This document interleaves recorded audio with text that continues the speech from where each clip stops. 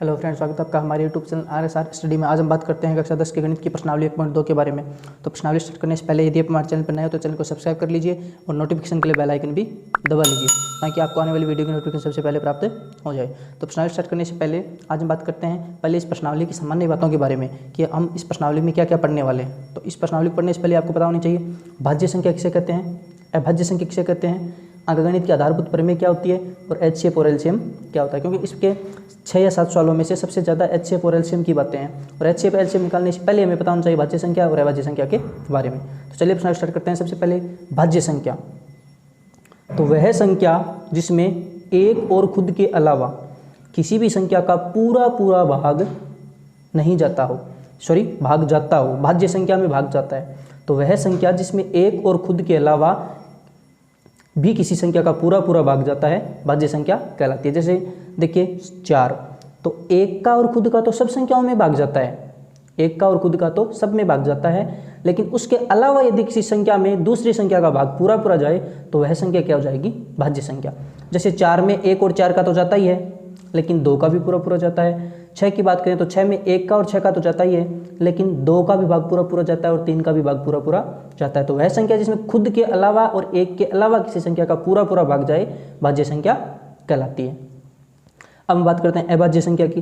तो वह संख्या जिसमें एक और खुद के अलावा, एक तो एक का और खुद का भाग तो सब में जाता है, उसके अलावा किसी संख्या का पूरा भाग नहीं जाता है तो अभाज्य संख्या कहलाती है।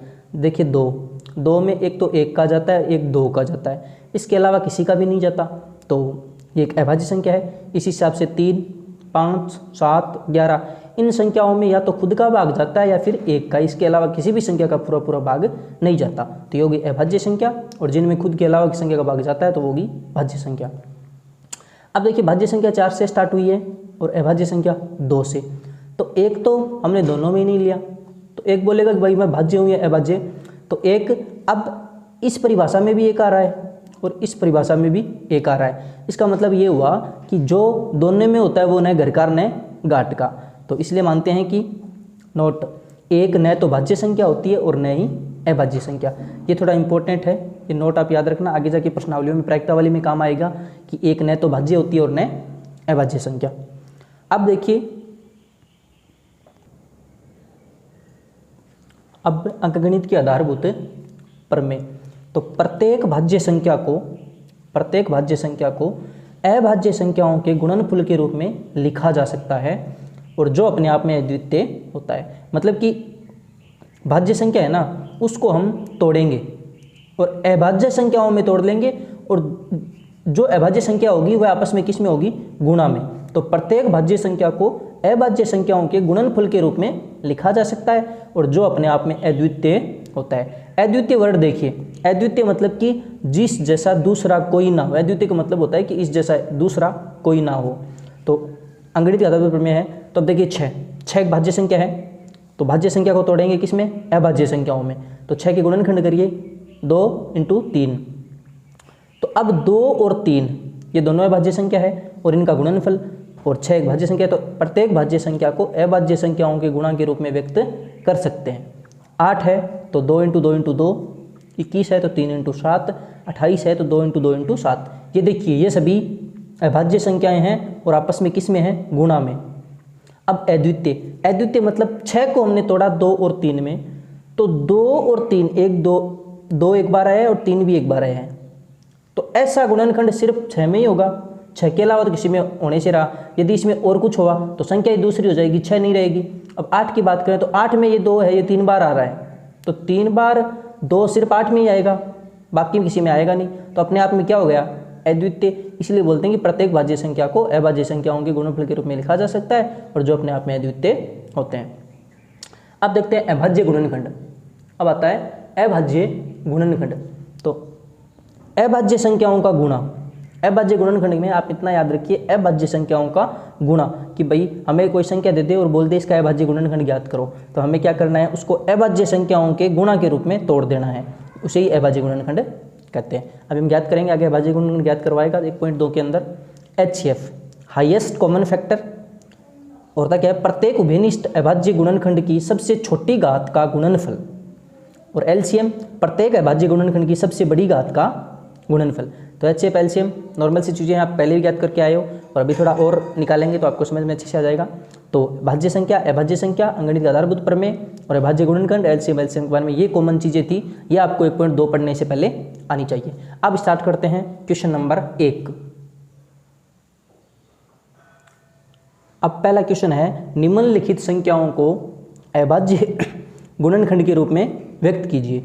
तो निम्नलिखित संख्याओं को अभाज्य गुणनखंड के रूप में व्यक्त कीजिए। उसने दे रखा है 140 का, 156 का, ऐसे 5 संख्याएं दे रखी है। तो चलिए स्टार्ट करते हैं 140। तो हमें देखना है कि सबसे पहले 140 में सबसे छोटी संख्या बताओ जिसका पूरा पूरा भाग जाता हो। तो वह संख्या है 2। 2 का भाग जाता है कितनी बार? 70। फिर भी दोबारा 2 का ही जाएगा कितनी बार? 35। अब देखिए 35 में 2 का जाता नहीं है तो आगे बढ़िए 3 का भी नहीं जाता, 4 का भी नहीं जाता और 5 का जाता है कितनी बार? 7 बार। अब साथ में देखिए 2 का, 3 का, 4 का, 5 का किसी का नहीं जाता, साथ में 7 का ही जाता है और कितनी बार? 1 बार। तो 140 का अभाज्य गुणनखंड क्या हो गया? 2 इंटू 5 इंटू 7, ये है 140 का अभाज्य गुणनखंड। अब बात करते हैं 156 की। दूसरा पॉइंट था 156। तो 156 में 2 का भाग दो कितना है? 78। फिर 2 का भाग दो कितना है? 39। और फिर 39 में 2 का तो जाता नहीं है, 3 का जाता है 13 बार और फिर 13 का 1 बार। तो 156 का अभाज्य गुणनखंड कितना हुआ? 2 इंटू 3 इंटू 13। तो अभाज्य गुणनखंड नॉर्मल है, एकदम आसान होते हैं। नेक्स्ट है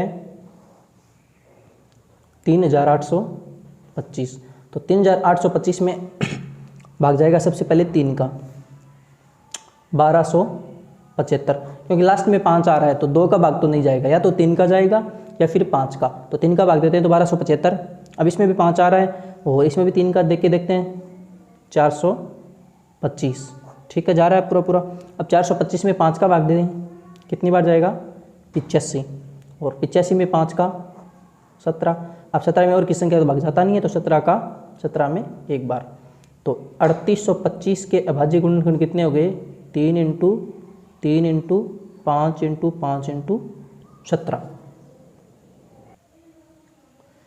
तो आगे 2 और है, 5005 और 3429। उनका मैंने सीधा करके दिखा दिया कि 5005 में 5 का भाग 1000 1 बार, 7 का भाग 143 बार और 11 का भाग 13 बार और 13 में 1 बार।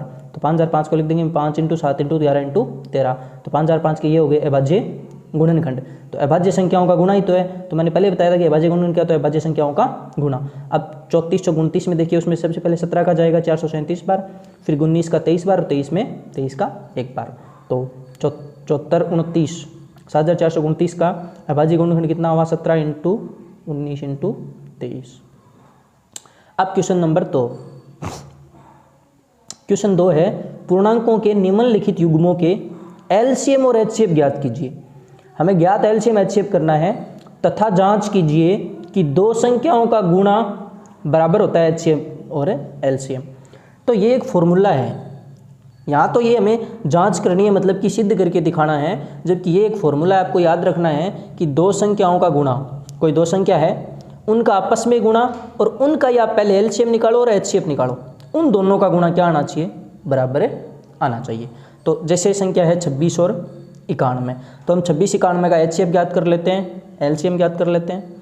फिर उन दोनों संख्याओं मतलब 26 और 91 को आपस में गुणा करेंगे वो, और बराबर आना चाहिए HCF और LCM को गुणा करेंगे वो। ये हमें सिद्ध करके दिखाना है। तो इसमें क्वेश्चन में 3 पॉइंट है, तो चलिए स्टार्ट करते हैं। पहला 26 और 91 से।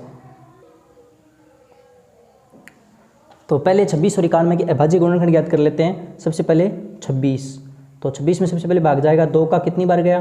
13 बार, 13 में 1 बार। और अब ज्ञात कर लेते हैं 91 का। 91 का अभाज्य गुणनखंड कितना होगा कि 91 में सबसे पहले भाग जाएगा 7 का कितनी बार? 13 बार और 13 का भाग 1 बार। अब देखो लिखो 26 का अभाज्य गुणनखंड कितना है? 2 इंटू 13, और 91 का अभाज्य गुणनखंड कितना है? 7 इंटू 13। अब हमें निकालना है HCF। HCF क्या होता है कि इन दोनों में कॉमन क्या है? 2 देखिए इसमें है, इसमें नहीं है, 7 इसमें है लेकिन इसमें नहीं है। अब 13 दोनों में है, तो जो चीज़ कॉमन हो ना वो HCF होती है। तो सिर्फ 13 कॉमन है, तो 13 91 का HCF कितना हुआ 13। अब बात करते हैं एलसीएम की। एलसीएम में क्या करना है, आपको याद रखना है कि जो कॉमन हो ना उसको तो लेना है एक बार। जिस हिसाब से देखो 13 दोनों में कॉमन है तो एक बार 13 ले लिया, HCF हो गया। अब एलसीएम क्या होता है, जो कॉमन हो ना उसको तो एक बार ही लेना है, लेकिन जो कॉमन नहीं हो उसको भी लेना है।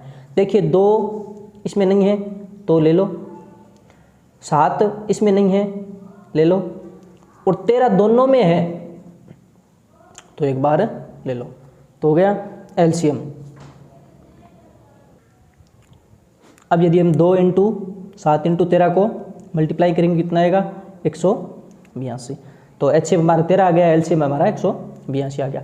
अब हमें क्या सिद्ध करना था कि दो संख्याओं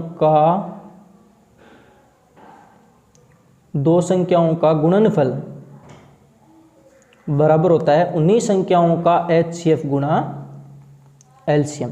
तो हमें गुणा करना है 26 और 91 को, बराबर आना चाहिए। HCF कितना था इसका 13 और एलसीएम कितना था 182। तो हमारा आंसर कितना आएगा, आंसर आ जाएगा कि 2366 इधर भी और 2366 इधर भी। इसका मतलब इति सिद्धम कि दो संख्याओं का गुणा बराबर आ रहा है HCF इंटू एलसीएम, ये हमने सिद्ध कर दिया। इसी हिसाब से बाकी के 2 पॉइंट भी करते हैं। तो देखिए दोनों पॉइंटों में क्या करना है, पहले उन दोनों का अभाज्य गुणनखंड कर लो, फिर एलसीएम HCF निकाल लो और फिर इस फॉर्मूले को प्रूव कर दो। तो चलिए मैं सीधा पहले गुणनखंड करके आपको दिखा देता हूँ और समझा भी देता हूँ। अब अगली संख्या है कि 510 और 92। तो अब देखिए 510 पहले अभाज्य गुणनखंड करिए, फिर HCF एलसीएम निकालिए। तो अभाज्य गुणनखंड तो आपने सीख लिए, तो मैं सीधा अभाज्य गुणनखंड लिख देता हूँ। ये विधि ज्ञात करने की आप घर पे कर लेना, आप खुद प्रैक्टिस करोगे तो ठीक रहेगा, क्योंकि वैसे वीडियो भी ज़्यादा लंबा हो जाता है। तो 510 का गुणनखंड आएगा 2 × 3 × 5 × 17, पहले 2 का फिर 3 का फिर 5 का और फिर 17 का। इसी हिसाब से 92 का गुणनखंड आएगा 2 × 2 × 23। अब हमें सबसे पहले इसका HCF निकालना है। तो HCF क्या होता है, इन दोनों में कॉमन वाली संख्या। तो देखिए 2 कॉमन आ रहा है एक, तो आगे देखिए 3 इसमें नहीं है, ये 2 इसमें है, इसमें नहीं है, 5 17 और 23 ये कोई कॉमन आ नहीं रहा, तो HCF कितना हो जाएगा 2। अब बात करते हैं एलसीएम की। तो एलसीएम ये 2 है, ये दोनों में कॉमन है तो इसको एक बार ले लो। ये 2 है, इनमें नहीं है तो भी लेना पड़ेगा। एलसीएम में क्या होता है, जो कॉमन हो उसको तो एक बार लेना है और जो कॉमन नहीं हो उसको भी लेना है। तो फिर 3 5 17 और 23, तो इनको मल्टीप्लाई कर लेंगे। तो इसको मल्टीप्लाई करेंगे तो आएगा 23460। तो हमारा एलसीएम आ गया इतना और HCF आया इतना। अब दोनों संख्याओं का गुणा बराबर किसके आना चाहिए, HCF इंटू एलसीएम। तो दोनों संख्याएं क्या थी, 510 इंटू 92 और HCF 2 था और 23460। तो इनको आपस में गुणा करेंगे तो उत्तर आएगा 46920 और इधर भी 46920, ठीक हो गई इति सिद्धम। चलिए अब इसका नेक्स्ट पॉइंट करते हैं। तो दूसरे क्वेश्चन का लास्ट पॉइंट है कि 336 और 54 के HCF एलसीएम ज्ञात कीजिए और ये सूत्र सिद्ध कीजिए। तो 336 है, उसके गुणनखंड आएंगे 2 × 2 × 2 × 2 × 13 3 × 7 और 54 का आएगा 2 × 3 × 3 × 3। तो HCF के लिए कॉमन देखना है। तो HCF में देखिए एक तो ये 2 कॉमन आ रहा है तो 2, और इधर एक 3 भी कॉमन आ रहा है, ये 3। तो HCF जो कॉमन आता है वही होता है। तो HCF कितना आ गया 6। अब एलसीएम के लिए देखो 1 2 तो कॉमन आ रहा है, आ गया। ये तीनों इसमें नहीं है तो भी हमें लेना है। अब 3 ये 1 3 तो आ गया, ये दोनों 3 इसमें नहीं है तो भी हमें लेने हैं, और 7 इसमें नहीं है तो भी हमें लेना है। इसका गुणा करेंगे तो उत्तर आएगा 3024। अब वही बात, दोनों संख्याओं का गुणा बराबर होना चाहिए HCF इंटू एलसीएम। तो दोनों संख्याएं क्या थी, 336 इंटू 54 और बराबर आना चाहिए HCF कितना था 6 और एलसीएम कितना आया 3024। हम इनको गुणा करेंगे तो उत्तर आएगा 18144 और इधर भी 18144। तो होगा इति सिद्धम। अब अगले क्वेश्चन में हमें सिर्फ अभाज्य गुणनखंड विधि से HCF और एलसीएम ज्ञात करना है। इसमें थोड़ा एक्स्ट्रा काम करना था, उसमें सिर्फ HCF एलसीएम ज्ञात करना है और छोटी छोटी संख्याओं का करना है। तो चलिए स्टार्ट करते हैं क्वेश्चन नंबर 3। क्वेश्चन नंबर 3 क्या है कि अभाज्य गुणनखंड विधि से पूर्णांकों के एलसीएम और HCF ज्ञात कीजिए। अभाज्य गुणनखंड, वही अभाज्य गुणनखंड करने की विधि अपनानी है और एलसीएम और एचसीएफ ज्ञात करते हैं। तो 12 के अभाज्य गुणनखंड क्या होंगे? 12 के अभाज्य गुणनखंड होंगे 2 इंटू 2 इंटू 3 और 15 के अभाज्य गुणनखंड क्या होंगे? 3 इंटू 5 और 21 का अभाज्य गुणनखंड क्या होगा? 3 इंटू 7। अब यदि हम इसका एचसीएफ निकालें तो एचसीएफ में कॉमन आना चाहिए। देखो 3 इसमें भी है, इसमें भी है, इसमें, तो एक तो 3 कॉमन आ गया। इसके अलावा कोई इसमें कॉमन है नहीं, तो एचसीएफ के लिए सिर्फ कॉमन होना चाहिए, तो 3 इसका क्या हो गया? एचसीएफ। अब यदि हम बात करें एलसीएम की, तो देखो ये 2 कॉमन नहीं है, तो एलसीएम में कॉमन नहीं है वो भी लेना है। 3 तीनों में है तो एक बार ले लिया, और 5 और 7। अब इसको मल्टीप्लाई करेंगे तो उत्तर आएगा 420। तो एचसीएफ 3 और एलसीएम 420। इस हिसाब से इसका अगला पॉइंट देखते हैं। अब दूसरा पॉइंट है कि 17, 23 और 29 का एलसीएम एचसीएफ। तो 17 में किसी का भाग नहीं जाता 17, 23 में 23 और 29 में 29। अब देखिए इसमें कॉमन कुछ है ही नहीं, इसका मतलब ये नहीं होता कि इसमें कॉमन नहीं है, मतलब कि एचसीएफ क्या होगा? 0। एचसीएफ कभी 0 नहीं होता। एचसीएफ पे आपको देखना है कॉमन नहीं है तो कोई बात नहीं है, 1 से मल्टीप्लाई कर दो, फर्क थोड़ी ना पड़ेगा। 29 को 1 से करो, 29 ही तो है, संख्या चेंज हो नहीं रही, मतलब मल्टीप्लाई कर सकते हैं। अब देखो कॉमन आ रहा है 1, मतलब यदि कभी ऐसी नौबत आ जाए कि कोई भी चीज़ कॉमन नहीं आ रही तो आपको मल्टीप्लाई करने की ज़रूरत नहीं है 1 से, आपको सीधा लिखना है कि एचसीएफ कितना होगा? 1।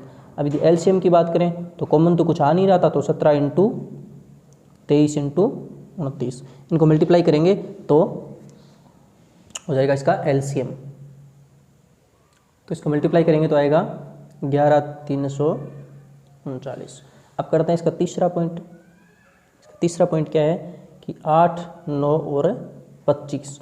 तो 8 के गुणनखंड कर लेते हैं 2 इंटू 2 इंटू 2, और 9 के गुणनखंड करते हैं 3 इंटू 3, और 25 के गुणनखंड हो गए 5 इंटू 5। तो इसमें भी देखिए एचसीएफ ज्ञात करें तो कॉमन कुछ नहीं आ रहा। जब कॉमन कुछ नहीं होता है तो एचसीएफ कितना होता है? 1। अब यदि हम बात करें एलसीएम की, तो एलसीएम में कॉमन कुछ नहीं है, तो मतलब सब लेना है। 2, 3 इंटू 3 और 5 इंटू 5। अब इसको गुणा करेंगे तो उत्तर आएगा 1800। तो ये था क्वेश्चन नंबर 3, जिसमें सीधा अभाज्य गुणनखंड विधि से एचसीएफ और एलसीएम ज्ञात करना होगा। तो आपको क्वेश्चन समझ में आया होगा। चलिए अब नेक्स्ट क्वेश्चन जो सिर्फ एचसीएफ एलसीएम पे बेस ही है, उस पर मैंने आपको एक फॉर्मूला बताया था ना अभी पहले कि 2 संख्याओं का गुणा बराबर होता है एचसीएफ इंटू एलसीएम, तो वो फॉर्मूला आपको याद होना चाहिए। तो चलिए करते हैं क्वेश्चन नंबर 4। चलिए अभी स्टार्ट करते हैं क्वेश्चन नंबर 4। क्वेश्चन नंबर 4 क्या है कि एचसीएफ के बाद ब्रैकेट लगाया, मतलब कि एचसीएफ ऑफ की 306 और 657, इनका एचसीएफ कितना है? 9 दिया है, और हमें क्या करना है? एलसीएम ज्ञात करना है। जब एचसीएफ इन दोनों संख्याओं का इतना है तो एलसीएम ज्ञात कीजिए। तो हम लिख देते हैं, दिया है एचसीएफ ऑफ 306 और 657 इज इक्वल टू 9। अब हम जानते हैं, हमने पहले भी एक फॉर्मूला पढ़ा था और मैंने उस टाइम बोला था आपको याद रखना है कि 2 संख्याओं का गुणा किसके बराबर होता है? उन दोनों संख्याओं के एचसीएफ इंटू एलसीएम के। तो संख्या ये दी है 306 और 657, और हमें एचसीएफ दिया है 9। क्या निकालना है? एलसीएम। ये लीजिए, हमें एलसीएम निकालना है तो 9 गुणा में आ रहा है, जो चीज़ गुणा में होती है वो किस में जाती है? भाग में। तो एलसीएम बराबर क्या जाएगा? 306 इंटू 657 और बट्टा 9। ये देखो कट रहा है, क्या कट रहा है? 9 3 27, 3 6, 9 चौके 36। तो एलसीएम कितना आया? 34 इंटू 657, तो कितना होगा? 22,338। तो ये हो गया हमारा एलसीएम। एलसीएम क्या? आसान सा क्वेश्चन था कि एचसीएफ दे दिया उसने, एलसीएम पूछा था, तो हमें पता है 2 संख्याओं का गुणा बराबर होता है एचसीएफ इंटू एलसीएम। दोनों संख्याएं थी और एचसीएफ था, तो 9 भाग में आ गया और कट के एलसीएम आ गया। तो अब क्वेश्चन नंबर 5। क्वेश्चन नंबर 5 एकदम आसान सा क्वेश्चन है। तो क्वेश्चन संख्या 5 है, उसको मैंने साथ में हल भी कर दिया क्योंकि एकदम आसान सा क्वेश्चन है। क्वेश्चन क्या है कि जांच कीजिए कि क्या किसी प्राकृत संख्या n के लिए, कोई भी प्राकृत संख्या है उसके लिए 6n अंक 0 पर समाप्त हो सकती है, कि 6n ना कभी 0 पर समाप्त हो सकती है क्या, ये हमें बताना है। तो 6n, अब आपको कोई भी ऐसे क्वेश्चन पूछे ना कि आप बताओ ये 0 पे समाप्त होती है या नहीं होती, तो आपको क्या करना है? जो संख्या दी हुई उसका क्या कर लो? अभाज्य गुणनखंड। जो भी संख्या दी हुई हो उसका अभाज्य गुणनखंड करते हैं। तो n का तो अभाज्य गुणनखंड होगा नहीं, 6 का होगा, तो 6 का अभाज्य गुणनखंड क्या होता है? 2 इंटू 3, n अपनी जगह पड़ा है, तो 2 × 3 आ गया। अब हमें याद रखना है कि हम जानते हैं, क्या जानते हैं कि कोई भी प्राकृत संख्या शून्य पर समाप्त होती है। इसने पूछा ना कि शून्य पर समाप्त होती है, नहीं बताओ, नहीं होती बताओ। तो कोई भी संख्या यदि शून्य पर समाप्त होती है ना, या फिर वही संख्या शून्य पर समाप्त होगी, उसके अभाज्य गुणनखंड 2 × 5n के रूप का हो। मतलब कि शून्य पर वही संख्या समाप्त होती है जिसमें 2 और 5 की घात आनी चाहिए। मतलब उसका अभाज्य गुणनखंड करने पर 2 × 5n के रूप का होना चाहिए, अर्थात सिर्फ 2 और 5 की ही घात होनी चाहिए। 2 और 5 की घात के अलावा यदि कोई घात उसमें है तो वो 0 पर समाप्त नहीं होगी। तो हम 6n का अभाज्य गुणनखंड करते हैं, तो 6n का अभाज्य गुणनखंड होता है 2 × 3, जबकि होना कितना चाहिए, सिर्फ 2 और 5। 2 और 5 की घातें ज़्यादा कम ज़्यादा हो कोई प्रॉब्लम नहीं है, लेकिन होना सिर्फ 2 5 ही चाहिए। इसमें 2 और 3 आ रहा है, 2 तो है लेकिन 5 नहीं है, बल्कि आ क्या रहा है, 3 आ रहा है। तो 6n शून्य पर समाप्त नहीं होगी। तो हमें याद कि एग्जाम में जरूरी नहीं है 6n ही पूछे, कोई भी पूछ सकता है कि बताओ ये 0 पर समाप्त होगी क्या। तो हमें सिर्फ इतना याद करना है, जो संख्या दी हुई उसका अभाज्य गुणनखंड कर लो। यदि उसमें 2 और 5 के अलावा कोई संख्या आ रही है तब तो शून्य पर समाप्त नहीं होगी, और सिर्फ 2 और 5 की ही घात आ रही है तो शून्य पर समाप्त होगी। तो चलिए नेक्स्ट क्वेश्चन करते हैं, क्वेश्चन नंबर 6। तो क्वेश्चन नंबर 6 क्या है कि व्याख्या कीजिए कि 7 × 11 × 13 प्लस 13 और 7 × 6 × 5 × 4 × 2 × 1 प्लस 5 ये भाज्य संख्या क्यों है। ये बोल रहा है कि ये दोनों संख्या भाज्य संख्याएं तो है, पर क्यों। अब हमने भाज्य संख्या की परिभाषा पढ़ी थी कि वे संख्या जिसमें एक और खुद के अलावा किसी संख्या का भाग जाता हो वो क्या होती है, भाज्य संख्या। भाग जाना मतलब कि वो उसका एक गुणनखंड होना, भाग जाने का मतलब कि उसमें एक गुणनखंड होना। तो यदि एक के अलावा किसी संख्या का भाग जाना मतलब कि एक के अलावा उसमें किसी संख्या का गुणनखंड होना, तभी तो भाज्य संख्या होती है। तो हम इसको सॉल्व कर लेते हैं, और गुणनखंड हमेशा किस में होते हैं, गुणा में। गुणनखंड अभाज्य गुणनखंड हमेशा क्या किस में होते हैं, गुणा में। जबकि ये किस में दिए हुए हैं, ये देखो बीच में प्लस आ रहा है। तो हम क्या करते हैं, सबसे पहले इस प्लस को हटाने की कोशिश करते हैं। तो देखो इन दोनों में से मैं 13 कॉमन ले लेता हूँ, तो इधर क्या बचा 7 × 11 और इधर क्या बचा 1। तो ये किस में चेंज हो गया कि 13 × स्वतंत्र प्लस 1। अब स्वतंत्र प्लस 1 मतलब कि 13 × स्वतंत्र प्लस 1 78। अब देखो ये सिर्फ गुणा में आ गए, मतलब ये क्या हो गए, अभाज्य गुणनखंड हो गए। इस संख्या के क्या हो गए, अभाज्य गुणनखंड। तो वही होता है कि यदि अब ये एक अभाज्य संख्या है, क्यों कि अतः ये एक अभाज्य संख्या है क्योंकि इसमें एक के अलावा भी गुणनखंड है। तो वही होती है भाज्य संख्या, जिसमें एक के अलावा भी कोई गुणनखंड हो वो एक भाज्य संख्या होती है। तो इसमें हमने सिद्ध कर दिया कि इसमें भी एक के अलावा गुणनखंड है। 13 और 38 के गुणनखंड है ना, भाज्य गुणनखंड। तो ये क्या है, एक भाज्य संख्या। अब बताते हैं कि ये भी एक भाज्य संख्या क्यों है। तो इसको भी हमें सिर्फ गुणा में चेंज करना है। तो चलिए स्टार्ट करते हैं।